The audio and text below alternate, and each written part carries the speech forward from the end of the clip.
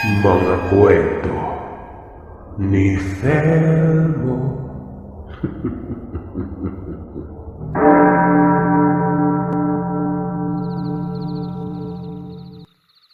Kalilipat lamang namin noon. Tapos ay nakakilala kami ng isang matandang babae. Ubod ng tanda at mag-isa na lamang sa buhay. Nakakaawa at nakakapag-alala dahil sa kalagay nitong parabang may karamdaman na. Pero may mga pangyayari na siyang labis kong ikinagulat at ikinamangha. At pumapatungkol ito sa matandang babaeng yon na siya naming kapitbahay. Itago niyo na lamang po ako sa pangalang Addison, taga Bacolod. Dito ako pinanganak at dito ako nagkaroon ng kamalayan sa realidad. Isang guro ang aking ama at ang aking ina naman ay sa bahay lang. Pero may mga pinagkakaabala nito gaya na lamang ng pagtitinda. Ang mga magulang ko ay itago natin sa mga pangalang Tatay Abero at Nanay Yinyin. Na mga panahon na ito ay napalipat kami sa may bukiran ng Barotac dahil sa makabuluhang rason. Malapit ito sa may San Rafael at nangyari ito mga taon na unang mga taon ng dekada 90. Nadistino kasi ang tatay ko dito dahil may isang parte doon na nangangailangan ng isang guro na may kakayanang pamunuan ng ilang mga guro noon na baguhan pa. Kumbaga, gagawing principal si tatay. Isang promotion ito. Kung sa bagay at mataas na rin ang ranggo nito dahil sa patuloy na pag-aaral. Una ay tumanggi si Tatay Abero. Malayo eh. Sabi daw ng tatay na kung pwede ay iba na lang. Pero kalaunan ay napapayag na rin ito. Si Nanay din naman kasi ang pumipilit sa kanya. Taga Iloilo kasi talaga si Nanay Yinyin. Ayun. Tinapos lamang muna ang elementarya ko kasi nga grade 6 ako noon at malapit na ring magbakasyon. Sakto na habang nasa bakasyon ay magpapagawa na kami ng bahay doon. Pinayagan din si tatay na magka-loan ng sapat na halaga para magkaroon kaagad ng matitirahan. Binigyan pa nga ito ng pabor eh. Lupain na malapit sa eskwelahan. Ibinigay kay tatay ng libre. Sinong hindi tatanggap, di ba? Nang makarating kami sa lugar ay sobra talaga akong nanibago. Kung sa Bacolod ay maraming mga bahay at tao, dito sa may bukid ng Barotac, mingaw. Bihira lamang ang mga tao tapos yung mga bahay magkakalayo. Pansamantalang pumuslit kami noon sa isang bahay na ipinahiram lang sa amin habang ginagawa pa ang bagong bahay namin. At dito na nga nakilala ang sinasabi kong matanda na pangalanan nating Manang Rora. Nakikita ko ito palaging napapadaan doon sa pinapagawa naming bahay. At siguro sa lahat ng mga residente doon, siya lang ang pinakamalapit sa amin. Hanggang sa ganoon na lamang ang pagkagulat ng pamilya namin nang matapos ng bahay. Itong karpentero kasi ay nagtanong kung magkano daw ang bilis sa lupa. Sabi ng tatay, bigay lang ito ng kagawaran ng eskwelahan.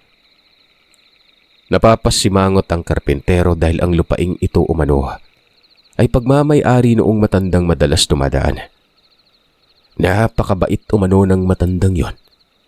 Kaso lang, wala nang kasama sa buhay. Walang ano-ano'y pinuntahan ni tatay ang isang guro doon sa lugar. Malapit lang. Tapos nagtanong kung paano daw ang nangyari. Ang sabi nga kasi, galing sa DepEd ang lupa. Pero ayon sa gurong taga doon ay hindi daw. Itong gurong ito ay pangalanan nating Ma'am Tere. Hindi no. Sabi kasi nung unang principal na nagretiro na may papalit sa kanya. Kaso malayo. Baka problema ng matitirahan. Kaya naghanap ako ng murang lupa. Si Manang Rora ang nilapitan ko at baka magbenta siya ng lupa niya. Mabait yun kaya panigurado makakatawad. At sinabi kong guro ang titira. Abay, sabi ba naman sa akin ibigay na lamang daw kesa bilhin. Wala naman siyang pagagamitan sa pera. Matanda na at hindi na nga daw nagpaparamdam yung mga anak niya. Yang inuukupan yung bahay. Bahay yan yung anak niya. Di ba napakabait? Pero nakakaawa yan. Hindi kasi siya yung tipong mahilig sa material. Kung ano siya noon ay yun pa rin ngayon. Mag-uuma pa rin. Gulat na gulat si tatay. Yung napapadaang matanda na paika-ika na. Yun pala ang nagbigay ng lupa. Ngayon lang nalaman ng lahat nun. Ni hindi man lang sumaglit yung matandang yon para magpakilala siya. Parang wala lang. Pinuntahan talaga namin sa bahay nitong matanda. Napapaluha ako nun. Maging ang mga magulang ko. Napakaliit lang kasi ng tirahan nitong matandang ito. Tapos ay naroroon siya sa likod. Hinihipa ng maliit na siga sa abuhan. Na para bang magsasaing. May maliit na kalderong bitbit. Lampas tanghali na noon at sa ganung oras pa magsasaing. Nakakaawa talaga. Magandang hapon po, Manang Rora. Maraming salamat po pala. Ibinigay niyo lang yung lupa. Tapos ang eskwelahan nang umasikaso sa mga dokumento. Bungad ng tatay. Hindi kaagad nagsalita ang matanda. Kinikipat-kipat pa ang mga mata na para bay puwing ng alikabok at dahan-dahang tumitig sa amin. Si nanay noon kargang kapatid kong nasa edad 4 na taong gulang pa lang, lalaki. Kayo pala iyan. Hali kayo, pasok sa loob. Pasensya na't ako lang mag-isa dito. Teka nga, nasan ba yung tungkod ko? Hali kayo, pasok sa loob. Maraming salamat po, Manang Rora. Ito siguro yung tungkod niyo po. Naroroon na kami sa loob. Lupa lamang ang sahig tapos may silid na maliit na nakaangat naman sa lupa ng bahagya.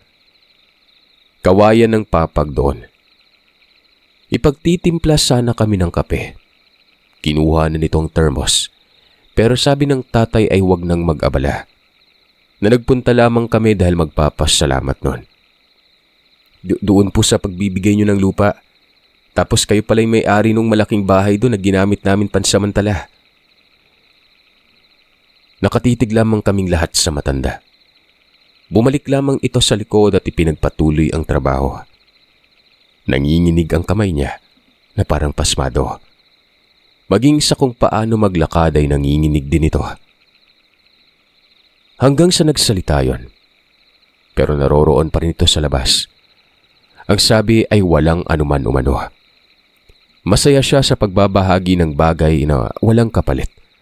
Tsaka hindi niya naman umano mababaon ang kung anong meron siya kapag namatay na siya. Mapapakinabangan naman ito ng iba kaya sa iba niya na ibibigay.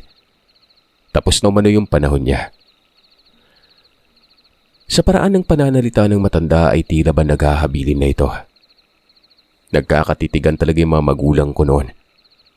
Ang sabi pa nga ni nanay na kami na lamang daw ang mag-alaga sa matanda para naman kahit papano hindi na ito magpapakapagod sa pag-uuma. Araw-araw nasa umayon Sir Seth at yung mga tanim nito ay mga kamoting kahoy at mais. Manang, bakit dito nyo piniling tumira? Di ba sa inyo naman yung malaking bahay na inuukupan namin pansamantala? Bakit hindi dun? Kasi parang nakakaawa naman po kayo dito. Yun ba? Hindi ako sanay sa malalaking bahay doon. Tirahan niyo ng anak kong babae. Yung lalaki naman ay naroroon sa kabila. Dito nagbuo ng pamilya. Kaso lumipat natakot. Nagtanong ang tatay sa kung ano ang kinatatakutan. Hanggang sa sinabi nitong matanda na naglipa na daw ang mga aswang noong araw. Marami namang dapat nakatira sa lugar kaso ang napakapirwisyo umano ng mga ito. Mabuti at nawala umano ang mga yon kalaunan. Pero naroroon pa rin umano ang takot ng mga tao. Hindi na bumalik ang mga anak ko. Yung babae nasa Negros na. Dinala din kasi ang asawa niya doon. Tapos yung lalaking anak ko ay nasa may Leyte. Wala sigurong planong magpakita pa sa akin. Wala naman ang aswang dito. Sadyang hindi siguro nila ako inaalala. Guro ka pala Tapos ikaw daw ang papalit doon sa principal. Yung principal, ang bait-bait nun. Minsan ay dinadala na ako ng pagkain dito pero ayaw ko naman sa matatamis kaya binigay ko na lang sa iba. Ngayon, may kakaibang dahilan pala. Kaya wala nang kasama sa buhay si Manang Rora. Pero napakababaw naman ito kung usapin ay magulang. Dinadalaw dapat ng mga anak. Yun ang namutawing kataga kay tatay nung umuwi na kami. Basta kinilala namin ng gusto si Manang Rora. Simpleng-simple at talagang walang mapaglagyan ng awa namin noon dito. Hanggang sa dumating na ang pasukan, kung saan nagtuturo ang tatay, doon din ako nag-aaral. At sa tuwing hapon kapag umuwi ako ay dumidiretso ako sa bahay ng matanda. Ito kasi ang utos ni nanay at tatay noon. Ang samahan nito buhat nang wala nga itong kasama. Kahit papano'y maibsan man lamang ang pangungulila niya. Sa bawat araw na nakikita ko si Manang Rora, sumisikip ang dibdib ko. Namamataan ko siya na laging abala. May kung anong ginagawa tapos yung bang nahihirapan ito. Tinutulungan ko. Nagmamadali nga ako minsan kasi nga gusto kong maunahan magsaing. Hanggang sa kalaunan nakikita kong nakangisi na palagi. Nagmamano ako sa kanya tapos para na niya akong apo. Nasa mahigit 80 anyos na ito. Wala naman akong abuelo kasi nagsimatay na sila. Maging sa parte ng nanay ko wala din akong mga abuelo doon. Addison, kamusta ba yung pag-aaral mo? Napapansin kong lagi na lang nakatuon ang atensyon mo sa akin. Kaya ko naman dito. Namimilit ka ikaw pa ang nag-ani kamakailan ng mais ko. Hindi naman kita kaanak. Bakit nga ba, Addison natanong ko lang kasi ang bait niya sa akin. Wika ni Manang Rora. Takip silim na mga sandaling ito. Araw siguro ito ng Biyernes. Nasa may harapan siya ng bahay. Ako ay nasa loob at doon ako nag-aaral sa mga takdang aralin ko. Maaga kong inaasikaso ang mga takdang aralin dahil nga ayaw kong ma-stress sa kakaisip kahit wala ng pasok kinabukasan. Manang, gusto ko lang po talaga na masamahan kayo. Natutuwa naman yung mga magulang ko. Kahit papaano may kasama ka dito sa bahay. Huwag ka pong masyadong magpapagod kasi nakikita kong nahihirapan ka na nga Sabi ko. Gaya ng nabanggit ay inutusan ako ng mga magulang ko pero sinabi ko lang na gusto ko manatili doon. Napapangiti ang matanda. Hanggang sa noong papauwi na sana ako ay bigla itong humarang sa may pintuan. Nakatalikod siya. Dahan-dahang umaatras papasok ng bahay at sinarang pinto. Tinanong ko kung bakit, kung anong problema. Hindi kaagad ito nagsalita. Nakayuko ito tapos yung mga mata niya para bang nakikiramdam tingnan. Hanggang sa mahinang sinabi na wag akong maingay. Maupo daw muna ako at magantay. Bakit nga po, Manang? May masama po ba sa pakiramdam niyo? May kwan kasi. Naririnig mo ba yung kakaibang tinig? Napapasimangot ang mukha ko. Dahan-dahan siyang dumapa sa may gilid lang ng silid at sinilip ang silong. Nakaangat ang silid niya, di ba? Makikita doon ang labas pero may harang na mga kawayan. Pagkasuri ko sa kung anong sinisilip niya, ganoon na lamang ang pagkatakot ko noon nang makakita ako ng taong nakadapa. Nakasilip doon sa may harang na kawayan at yung kamay ay nakakapit sa may kawayan. Napakapangit na mukha niya. Namumula ang mga mata. Dahan-dahan akong pumanik sa may silid doon. Tapos nagtanong kung ano ba yung nasa labas. Anong ginagawa mo dito? Umalis ka dyan. Malilintikan ka sa akin. Sige ka. Alis. Psst. Psst. Abay, ayaw mo Matapos magsalita ni Manang Rora ay kinuha niya ang termos. Ang laman ay binuhos sa may tabo at sinabuyan yung kung anong sumisilip na yon. Dinig ko ang pag-atungal nito sa labas na para bang baboy ang tinig. Sumilip ako doon sa siwang ng bintana. Nakikita kong gumugulong yun sa lupa habang nakatakip ang mga kamay sa mukha niya. Madilim na sa mga puntong ito. Pero may ilaw naman doon kaya nakikita ko. Ang ilaw ay nasa bandang harapan ng bahay. Walang beranda yon pero may puno ng niyog na kinabitan ng ilaw. Addison, huwag kang sumilip. Dito ka sa baba. Huwag diyan. Baka may kasama. Ramdam kong iisa lang pero katulad ng dati na may nagtatago pala. Ano ba yun, Manang? Nakakatakot naman po siya. Aswang yan. Bakit bumalik yung hayop na aswang na yan? Tinaboy na yan namin dati. Nakaamoy siguro ng may mga baguhan. Huwag ka munang uuwi. Hindi ka naman papagalitan ng tatay mo. Maraming beses ka nang nakatulog dito. Yun ang kauna-unahang makakita ni Addison ng aswang. Akala ko tao lang na parang vampira. Pero pangit pala sa personal. Inat na inat ang noo nito. Tapos yung tenga parang patulis. Mahaba ang buhok. Ganon na ganon ko ito mailalarawan. Medyo nakausli din ang nguso. Parang aso ang nguso at may mga balahibo sa balikat. Naririnig ko pa rin ang pag-atungal ng nilalang hanggang sa lumabas na si Manang Rora. At doon ay nakarinig ako ng tila tumatakbo palayo. Pagkabalik ng matanda, nagmumura ito. Yun pa lamang ang mga sandaling nakita ko si Manang Rora na animoy ang liksi niya. Hindi sakitin tingnan. Parang ang lakas nito kasi nga pagkasara ulit ng pinto ay damang-dama ko ang puwersa. Da, gigabaan kang unguwa ka. Sabligan bitaw og init na tubig da. Sabi ni Manang Rora. Tinabihan ako nito ng upo at hinapuhap pa ang likod ko. Ayon dito ay wag na raw muna akong tatambay doon dahil posibleng bumalik daw ang aswang. Sabi ko paano na siya? Ayon naman sa kanya. Wala daw makakapanakit sa kanya. Ang inaalala niya ay ako kasi nga hindi siya sigurado kung marami bang aswang na yon. Hindi na lang ako nagsalita. Hinanian niya ako na makakain doon. Wala namang sumundo sa akin.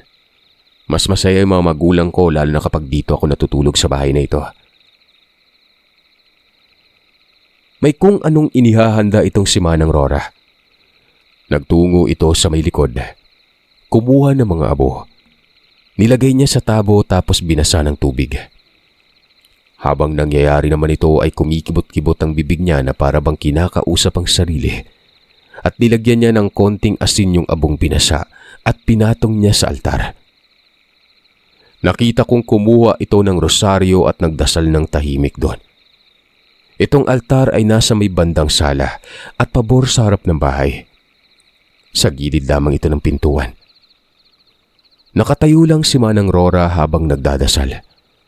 Tapos kinuha niya ang tabo at pinahiran ng abo ang mga dingding. Kokonti lang naman pero mas marami ang pinahi niya doon sa may itaas, lalo na sa bintana. Para saan po yan, Manang? Pakiabot mga sa akin yung bote na nasa altar, Dong. Kagad kong kinuha ang boteng itim. Malaking garapa ito na wari ba'y lagayin niyo ng bidisina ng tanim. Pagkaabot ko sa kanya ay doon pa lamang niya sinabi kung para saan ang mga ginagawa niya. Pangontra sa mga aswang. Makakapasok kasi ng bahay kapag hindi ko nilagyan. Ito namang laman ng bote, lana na may halong asin at asupre. Masakit ito sa balat ng aswang. Halika na, pumanik ka na dito at maglalatag na ako ng banig. Ganun pala yon. Matapos niyang makalatag ng banig na mahihigaan namin, lumabas siya ng bahay. Sinilip ko naman sa may bintana. Pinapahiran niya ng binasang abo ang dingding sa labas at yung mga puno doon na niyog, nilagyan niya ng lana mula sa bote niya. Maging yung mga tanim niya roon na San Francisco ay sinabuyan ng lana. Yun bang naglalagay siya ng lana sa palad at pinipitik niya sa mga tanim. Maya-maya ay bumalik na ito. Kinakabahan ako, lalo na sa mga naririnig ko na itong aswang ay kumakain ng tao. Sinabi ko pa yun kay Manang Rora. Hindi naman lahat ng aswang ay masasama. May mga kakilala nga akong mga aswang na namumuhay lang ng tahimik. Pero itong aswang na nasa lugar, napakapirwisyo. Balita ko ay mga kaanak ng bantog na aswang sa Dueñas. May aswang daw dyan sa Dueñas at isang nayon umano ang aswang. doon ang gagaling. Pero saksing buhay ako. Nako dyan sa may gubat sa unahan lang, dyan banda, namumugad yung mga yan. May mga bahay dyan na tagong-tago. Ho? Di ba naroroon bandang isa mong uma? Dalawa yung uma mo eh. Ang isa malapit sa amin. Doon sa tawid ng sapa isa. Kaya nga hindi kita pinapapunta doon at tinigil ko na rin ang pag-uuma doon na magsimula ka ng tumulong sa akin. Alam mo, pinasok namin yan. Kasama ang 2 albularyo. Galit na galit ako dati. Lumikas ba naman ang mga anak ko sa takot dahil lang sa kanila? Nakakagulat dahil may mga bahay sa napakaliblib. Matagal na ako dito at doon ko palang natuklasan na may maliit na nayon dyan sa loob. Pero wala naman na kaming naabutang mga residente. Parang alam nila na paparating kami. Ang ilang bahay sinunog, tapos may isinagawa kami sa lugar para hindi na balikan pa ng mga aswang. Pagkatapos naman noon wala nang namimirwisyo dito. Nagsilayas. Nagtataka lamang ako kasi nga may isa kanina at imposibleng walang kasama yon dahil ang aswang na ganong uri hindi gumagala na mag-isa lang. Maraming sinabi si Manang Rora. Nabanggit niya rin na nakapatay na siya ng aswang. Hindi lang 1 beses kundi 2. Medyo naguguluhan ako. Ang pagkakakilala ko kasi dito sa matandang ito ay parang sakitin. Nakakaawa ito. Kahit kayo pa yung magkakita sa kanya. Pero noong mga panahon ay napakatapang Mababakas talaga na animoy may kung anong abilidad na nakakamangha. Sa kabila ng pagiging misteryosa nito sa pakiwari ko, hindi na lang ako nagtanong pa. Walang pasok kinabukasan. Sa palagay ko ay ayos lamang ang magpuyat. Alam ko na rin naman kasing hindi ako makakatulog. Mantakin yung kahit sa mga sandaling yon ay hindi pa nawawala ang malakas na pagkabog ng dibdib ko. Nakahiga na ako nun Nakatingin sa bubungan. Yero yung bubungan pero mababa lang. Maabot lang ito kapag tinalon ko. Hanggang sa muli ko na namang nakita si Manang Rora sa mga kinikilos nitong animoy nakikiramdam. Nakasandal ito sa may dingding. Tapos yung mga matay malikot. Siyempre natakot ako. Nagtanong kung may aswang na naman ba. Ayon sa kanya'y meron. Nagtatangkang lumapit pero hindi makalapit. Natatakot umano ang mga ito. Bakit may aswang la? Marami po ba? Kung kanina'y isa lang ang nagpakita, ngayon ay may mga nasa 3 nasa labas. Sabi ko na nga ba'y nagtatago lang. Ganyan sila. May nasa malapit, may nasa malayo pero damang-dama ko na. Manang, mawalang galang na po. Masyado lang po akong nabigla. Ano po ba talaga kayo? Albularyo po ba kayo? Mabilis na tumango ang matanda. Alam naman daw ito ng mga nakatira sa lugar. May nagpapagamot sa kanya dati. Pero noong magkaroon umano ng pangyaring hindi niya inaasahan, itinigil niya ang paggagamot. Nakapatay kasi umano siya ng pasyente. Kinukulam daw yon tapos noong ginamot niya ay kinabukasan namatay. Hindi niya umano lubos mapagtanto kung bakit nagkaganon. Tama naman ang ginawa niya. Natanggal ang kulam pero namatay pa rin. Inakala niya masigla na kasi ngayon naman ang nakita niya pagkatapos ng gamutan. Pero kinabukasan ay binalikan daw siya ng mga magulang ng kinukulam. Sinabing namatay ang anak nito. Galit na galit yung mga magulang. Lalo't may nakasuring albularyo kung ano ang naging saninon. Ang sabi ay dahil daw ito sa ginawang gamutan ni Manang Rora. Nagkagulo. Kamuntikan pa nga umanong madimanda si Manang. Mabuti at hindi tinuloy. Dulot na rin ito ng masuring pagsuri ni Manang Rora. Galing pala yung pasyente niya sa ibang albularyo at hindi sinabi sa kanya na nasalang na ito sa gamutan. Hindi talaga mabubuhay ang kinukulam kapag pinasa sa ibang manggagamot ng walang abiso. At yung una pa umanong albularyo, ito din ang sumuri noong mamatay ang pasyente. Dapat ay sinuri niya daw muna ang pasyente. Kagad niya kasing ginamot ito nang hindi man lang inaalam kung may kargang dasal ba mula sa iba. Pero ipinaliwanag niya at nagkaintindihan naman. Lalo't nakausap niya yung unang manggagamot. Pero dahil doon, tumigil si Manang Rora. Hindi na ito ng gamot pa. Pero hindi umano nawawala ang subok kahit pa man tinalikuran ng taas nun.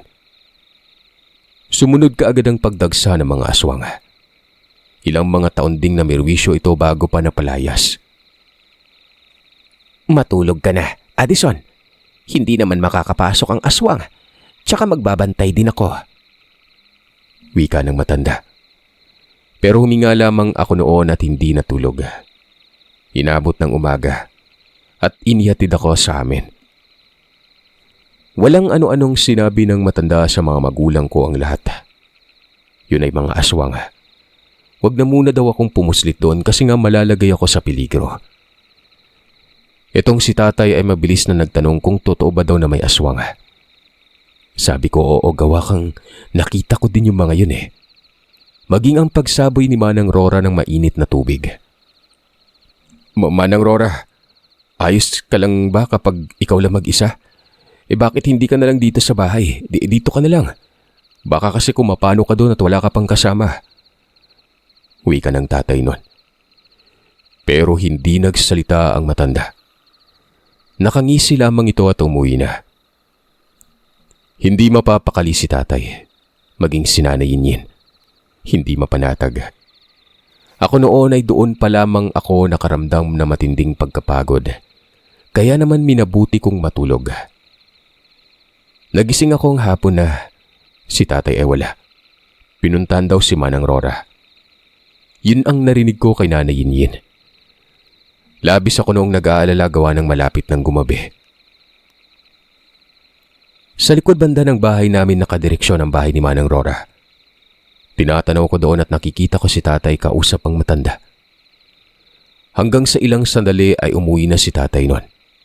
Ang sabi ni Manang Rora, hindi daw siya pupuslit sa amin pero gagawan niya umano ng pangontra ang bahay namin. May inihahanda pa umano si Manang Rora. Tingin umano ng matanda, siya talaga ang punteriya. Hindi ang pamilya namin nun. Gawa ng siya lamang umano ang humahadlang sa mga ito para makabalik sa gubat. Ayaw niya talaga eh. Basta mas pipiliin pa niya doon kesa dito sa bahay dahil mapapahamak lang daw tayo. Parang wala pang kain eh. Nagsasaing.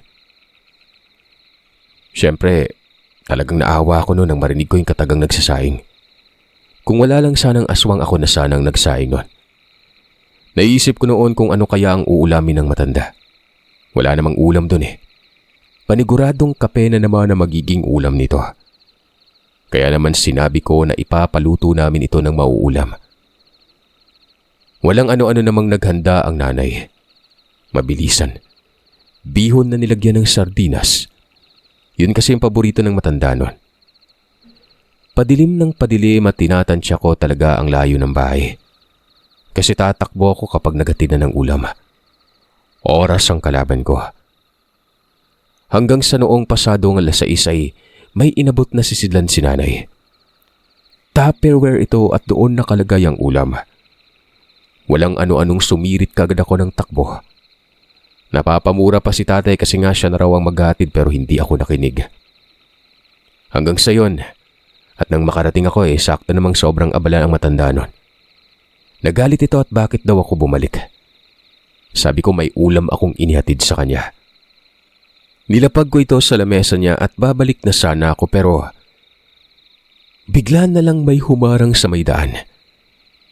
Kitang-kita ko. Aswang yon. Nakikita ko din si tatay doon sa may unahan. Sumisigaw ito na wag akong babalik. Pumasok na lamang daw ako sa loob ng bahay ni Manang Rora. Pumasok ako nun. Si Manang Rora ay hinila ako at lumabas sa matanda. Walang hawak na kung ano para panglaban. Nakatindig siya mga ilang dipa mula sa kinaroroonan ng aswang. Gusto niyo ba talaga akong patayin? Bakit ba hanggang titig lang kayo? Bakit hanggang sa pananakot lang? Ako ba'y tingin niyo natatakot? Hindi. Ito na ang una at huling sandali na bibigyan ko kayo ng pagkakataon. Kapag hindi kayo lumaya sa lugar na ito, mamamatay kayong lahat. Hindi gumagalaw ang aswang. Kitang-kita ko ang kabuang postura. Mas malaki kumpara sa nakita ko kagabi. Nag-iisa lang naman yun. Tinatanaw ko ang paligid pero wala na. Hanggang sa humagikik ng tawa ang aswang. Naglakad patungo sa may liblib at naglaho. Bumalik naman ang matanda. Pinagalitan ako ng gusto. Kanina pa sana may napatay na aswang kung wala umano ako. Nalilimitahan ko umano ang kakayahan niya. Imbis na magpapakawala ng matinding orasyon si Manang Rora, ay naudlot pa yon. Maghapon kong pinaghandaan lahat eh. Nako, nasayang lang. Ngayon ay maghahantay na lang akong lumapit. Paniguradong alam na ng mga aswang ang gagawin ko. Pasensya na po, Manang, naawa lang po ako sa inyo eh. Nang marinig ko po kasi na nagsasaing daw kayo, sobra akong apektado. Hindi ko po mapigilan yung sarili ko. Patawad po. Ikaw talaga. Hala, sige. Kumain tayo dali. Ano ba yung ulam na dala mo? Dito na ako napangisi. Kinuha niya kaagad ang lagay ng ulam at noong makita niyang laman ay tuwang-tuwa. Mantakin yung mabilis nag-divert ang mood niya. Mabilis akong naintindihan. May aswang sa labas pero parang hindi siya nababahala. Siguro'y pinapanatag niya lang ako nun. Kumain kami ng sabay. Si tatay at nanay nakikita ko sa likod ng bahay namin. Tinatanaw kami nun. Ilang mga sandali matapos kumain ay may sinabi sa akin si Manang Rora. Bukas sumano kapag hindi pa umalis sa mga aswang. Madadatnan ko daw itong nasaan yung tao. Dahil mamayang 3:00 sumano ng madaling araw ay may gagawin siya. Ikalawang paraan niya ito kapag pumalpak ang una. Hindi naman ako kumibo. Hanggang sa ilang mga sandali nakikita ko sa bintana na nagtatatakbo sila nanay at tatay. Karga ang kapatid ko. Natulala si Manang Rora. Pagkabungat ang sabi ng tatay ay hindi daw nila kinakaya ang sitwasyon. Kung may mangyayari man daw ngayong gabi ay kampante sila kapag naroroon ako. Isang pamilya na kami sa bahay ng matanda kumbaga. Hindi nakakibo si Manang Rora. Tumatango lamang ito hanggang sa nagtungo ito sa silid at naririnig kong umiiyak. Pinuntahan ko siya at nagtanong kung bakit. Dito ay napaiyak ako sa mga binanggit niya. Ang sabi nito ay mabuti pa umano ang hindi niya kaanak dahil may malasakit pero ang sariling kadugo niya hindi na niya makita. Ni isang beses mula nang lumisa na hindi bumisita. Walang pinadalang sulat. Walang pake sa kanya. Wala naman daw siyang pagkukulang sa mga anak. Siguro kung naroroon lamang kayo mga kagiliw at nakita ninyo ang reaksyon ng mukha ni Manang Rora habang umiiyak, paniguradong babalutin kayo ng matinding konsensya at pag-aawa. Napaiyak ang mga magulang ko eh. Niyakap ko naman ang matanda para naman kahit papano ay gumaan ang loob nito. Si nanay ay yumakap na rin nun. Makabagbag damdamin ng tagpong ito. Sabi ng tatay kung maaari kapag natapos o nawala na mga aswang, doon na lamang daw ito sa amin para mapangalagaan. Tumango ito at yumakap sa tatay ko. Sobrang nangulila siguro ito sa pamilya niya. Ang kapatid ko lamang noon ang pinatulog. Wala naman itong muwang sa nangyari. Nasa loob kami ng silid lahat at sa mga sandaling ito ay kabi-kabila ang tinig na ayon pa kay Manang Rora. Mga aswang. May putak ng manok. Tunog ng butiki. May parang kuliglig na parabang ang laki. May lagitik din noon na animoy nagkabali-baling maliit na tangkay at may sitsit. Pero ang nakakakilabot, tunog ng baboy. Pasado 12:00 ay parang babagsak na ang mga mata ko sa antok. Pero biglang nagwikas si Manang Rora ng, Sisiguraduhin ko na lahat ng mga aswang na umaaligid ngayon, masisinagan ng araw bukas. Abero, kapag nagkaganoon ay humingi kayo ng tulong sa mga kapitbahay. Hindi kasi makakaalis ang mga aswang at hayaan natin ang mga kapitbahay sa kung anong gagawin sa kanila. Paniguradong gulpis sarado, hindi naman kayo pwede pang mamatay ang mga ito. Tumango si tatay. Nawala naman ang antok ko nun. Meron pang sinabi ang matanda. Maganda daw ng palanggana tapos tirikan ng kandila sa gitna. Siguraduhin na hindi matutumba ang kandila at kapag natapos na ito, lagyan daw ng tubig. Nagtanong ang tatay kung para saan daw yon. Ayon dito kay Manang Rora, sumpa. Isusumpa ang aswang at hindi pa aalisin sa lugar. Tutal ay ayaw naman umanong umalis, edi doon na lang daw talaga sila. Ang sukat daw na tatamaan ng sumpa ay mahigit 1 hektarya. Ultimong ang mga ibang lamang lupa ay matatamaan. Iba umano ang tama sa mga ito. Mamamatay umano ang mga maligno. Tinulungan ko si tatay. May malaking kandila sa altar ni Manang Rora. Yun ang tinirik sa palanggana. Nagtunaw ng marami para maging matibay kapag itinayo na ang kandila. Tapos ay dahan-dahan itong nilalagyan ng tubig nun. Nasa gitna talagang kandila. Ipinalapag ito sa tapat ng altar. At pagpatak ng 3:00 ng madaling araw ay sinindihan ni Manang Rora ang kandila. Tapos yung tubig, nilagyan niya nung lana na may halong asupre. At habang nangyayari ito ay naririnig ko ang pagdadasal ng matanda nun. Karaniwang dasal lang pero nakakakilabot ang mukha ng matanda. Galit na galit at nanlilisik ang mga mata niya. Pagkatapos lamang noon ay nagwika si Manang Rora ng, kapag may lusaw na tumulo sa tubig, ito na ang mga sandaling hindi na makakaalis ang aswang. Manghihina sila at paniguradong makakarinig kayo ng mga nag-iiyakan dyan sa labas. Pero wag nyo nang silipin. Mababasag ang sumpa kapag sinilip nyo. Silipin nyo na lang kapag sumilang ng araw. Pwede na kayong matulog, lalo na ikaw, Adisong. Tabihan mo yung kapatid mo. Hindi naman kami natulog sa kabila ng mungkahi niya. Inantay talaga namin kung anong mangyari. Hanggang sa maniwala man kayo at sa hindi. Nagkatotoo ang sinabi ni Manang Rora.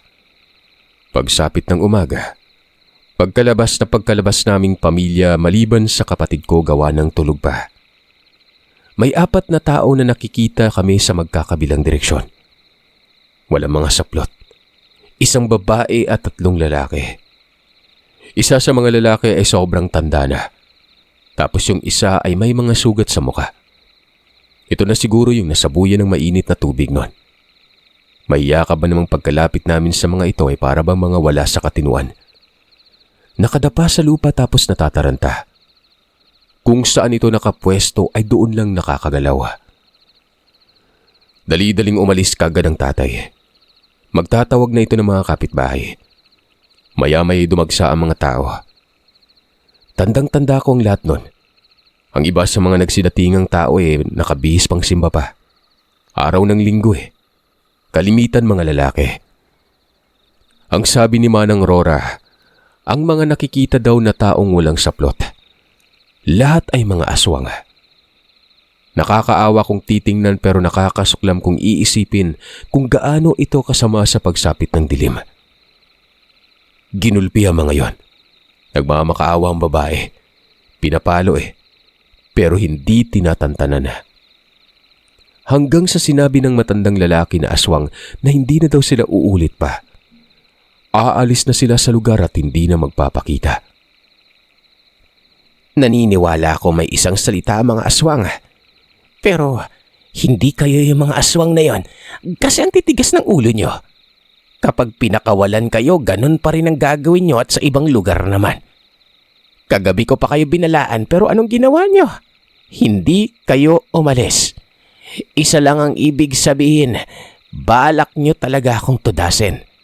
Para saan? Para maging malaya kayo. O siya, sige mga kapitbahay. Kayo na ang bahala kung anong gagawin niyo sa kanila. Mungkahi ni Manang Rora sa mga tao. Mga nasa 10 mahigit Kasama na si tatay doon. Itong mga lalaki ay binuhusan ng gasolina tapos sinilaban. Patay. Yung babae hindi kinaya yung bugbog sa katawan kaya bumigay din yon. Itong pangyayaring ito ay hindi nakarating sa kinauukulan dahil nagkasundo ang lahat. Ultimong yung guro na tumulong sa amin naging tikom ang bibig nun. Matapos noon ay parang walang nangyari. Si tatay kinabukasan ay bumalik ng trabaho. Ako ay pumasok ng eskwelahan. Yung mga remusponde ay marunong namang magkuble. Matagal na rin kasing nagnanais sa mga ito noon na mapatay ang mga salot na aswang sa lugar. May nasawi na kasing buntis at 2 matandang residente lang din doon dulot ng pangaaswang. Kaya baon ng mga ito ang matinding galit. Bukod pa dyan, ang daming nawalang mga hayop Baka, kambing, manok.